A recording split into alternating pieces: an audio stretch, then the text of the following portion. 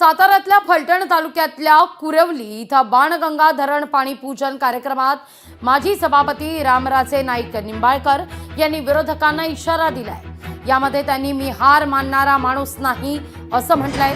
मागील फेब्रुवारी मार्च महिन्यात काही अडचणी निर्माण झाल्यामुळे मला कुणाला वेळ देता आला नाही, मात्र आता मी गावोगावी कार्यकर्त्यांच्या बैठका घेणार असल्याचं देखील ते सांगतायत।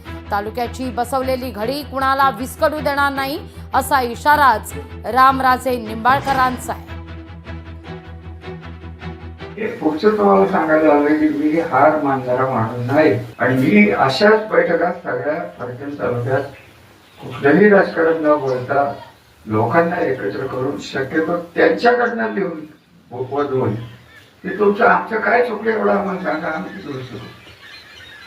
त्याही पेक्षा सगळ्यात महत्वाचं आमचं ढीक चुकलं असेल, परंतु तुमच्या पुढे जे नेतृत्व आज तयार होत आहेत ही नेतृत्व तुम्हाला तुमच्या पुढच्या पिढीला लाभकारक ठरणार नाही। लोकशाही मराठी ऐका, पहा, जागरूक रहा।